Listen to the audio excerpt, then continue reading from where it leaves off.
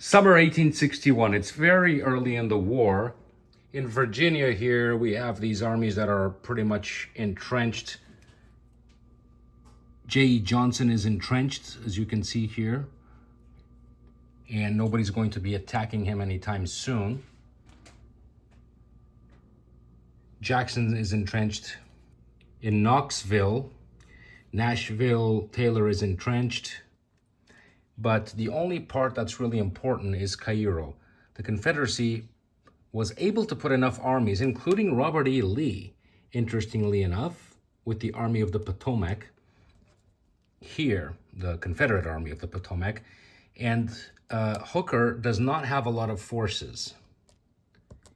He has two departments, Illinois and Maine, and they're both out of their state, so they're going to take some demerits by fighting here. He lost one because of a raiding that didn't go well. So the Confederacy has a lot of power right now. Lee, like I said, and the Army of the Peninsula as well here, and they all have plenty of corps under them. Now the problem is that these armies are brand new, so they have a limiter marker, which is this. This limits their power. They can only get 2/3 of their strength in attacking or in combat in general. We got A.S. Johnson as well here with the Department of Georgia. Beauregard is not doing anything. He's just in Memphis with his garrison here. But the point is this is early in the war, and if the Confederacy takes Cairo, and then it gets them closer to taking St. Louis, if they lock all of the rest of the Mississippi, they have, I would say, a double chance of winning the war early. So this battle is going to be crucial. The Union, what they have left, they have so much more power in the calendar, as you can see, than the Confederacy. Obviously, a lot more ships. So all that's left for them to do right now is to get as many forces here to defend this area. If the Confederacy was to weaken this, they can then strike south here, but this is the decisive point right now. The Confederacy is therefore going to attack with everything they have here. Lee is going to attack through the railway. Pierce is going to attack off-road, and so is A.S. Johnson. The Union has ironclads on the river right next to the city, which they'll be able to use more effectively to defend. And these ones are far away, but because they're in range, they'll still be used for logistics purposes. That is reflected on the modifiers. The first thing we're going to do is to check the conditions. It's not winter, so it's all good. It's summertime.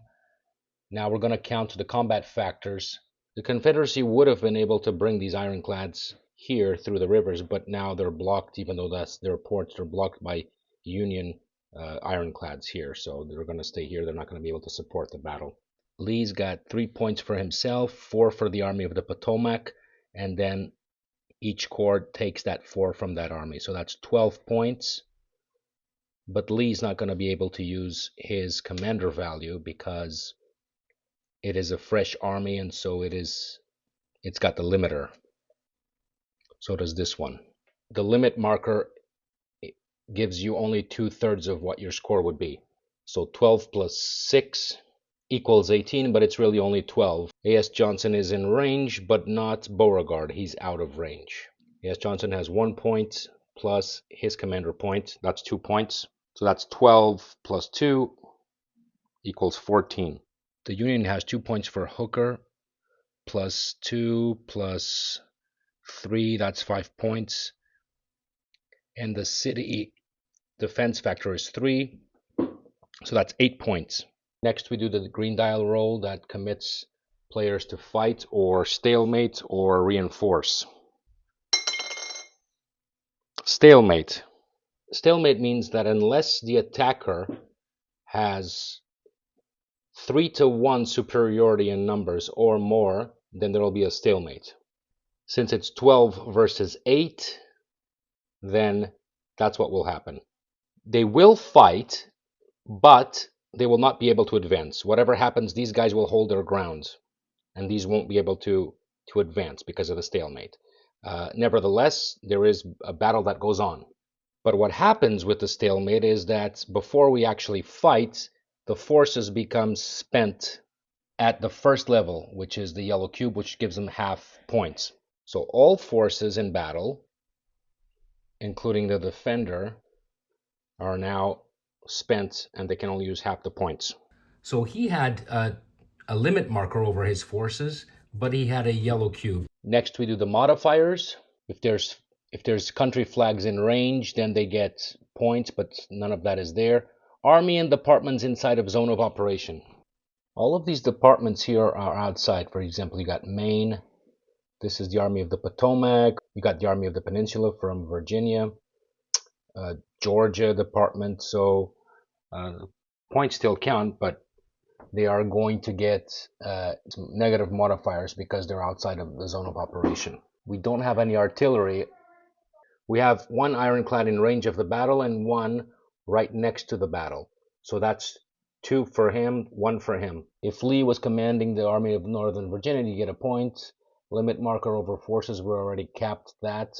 Now Lee is attacking, so we get 1 point for the Confederates. No cavalry that we can use. We got at least one attacker attacking through the railway, so 1 more point for the Confederacy. And then we got 2 attackers off-road, so -2 points for the Confederacy. The defender gets 1 point per commander. He's got a commander, so 1 point for the Union. And he is behind the river or on a river city, so he's got 2 more points for the Union. Now, at the beginning of the battle, because of the combat factors, one side could have said, okay, no, I choose not to attack after all. The other side could have said, I choose to retreat if this guy is attacking. But after we roll the green die, we can no longer take that. Once we roll the green die, the battle has started, and it becomes a stalemate, and now we're going to decide the damage in the actual fighting. So now we're going to roll. We're aware that all these forces are half points, so we're going to roll for the attacker first. Confederacy rolls 5. They get 3. The Union rolls 6, and they get 6. Now, if any of these forces did not have a yellow cube or an orange cube, if they were completely fresh, we would roll the yellow die, and then that would determine how much of that previous roll was going to be used for damage. But because they're already all at half, we use the roll that we received. So the Union receives 3 damage points and the Confederacy receives 6, which is actually pretty accurate for this type of battle. This was a very hard target to get. And I believe that the ironclads made a big difference. Now, usually we only spend combat now, and we're going to do that. But because we already had the stalemate, we had the spent combat, and now we're going to spend it again, and we're going to put orange cubes on all the forces. So basically, stalemate makes it so that you spend the combat twice, before battle and after. After spending the combat, now we're going to apply the hits. Artillery gets hit first. Cavalry ironclads half of the units if the enemy has ironclads, which it doesn't. So the city defense, Cairo, has 3, and so those 3 points of the city defense take all the hits. No damage to these units. Now for the Confederacy, no artillery, no cavalry, no ironclads. They're attacking. Militia takes the first hits. So the only militia here is this. Georgia takes a hit. And next we got corps. Now Lee's corps here takes 4 hits. So that's 4. Now one of these corps, which is 4, takes 4 points. So it takes a hit. And now this corps takes a damage point. There's a corps under here. But 3 becomes a 2. So it's still over 50%, so it doesn't get hit. You only eliminate a unit if it gets hit over 50%. Now, any frontline commanders, they risk death or wounding in battle, which means they go on probation there. But that only applies if we had rolled a yellow die and if it was 2/3 or more. As I explained, this battle was half. The attacker would have won if he advanced the position. That didn't happen. The defender if he holds the position and destroys more infantry.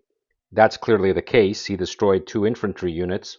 So Hooker would have gotten promoted, but he's already been promoted earlier, so he's got 2 stars.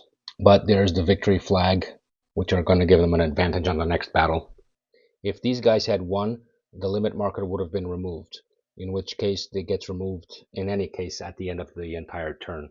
No advances, no city conquered. There wouldn't have been an advance anyway because it was a stalemate. Even if these fellows destroyed all these forces, they would not have advanced because this is a stalemate battle. And there it is. The important city of Cairo is still in Union hands, and it's a very important strategic position. If the Confederacy does, in the next turn, perhaps next round, manage to get it, then this whole area will be in danger for the Union because we're early in the war.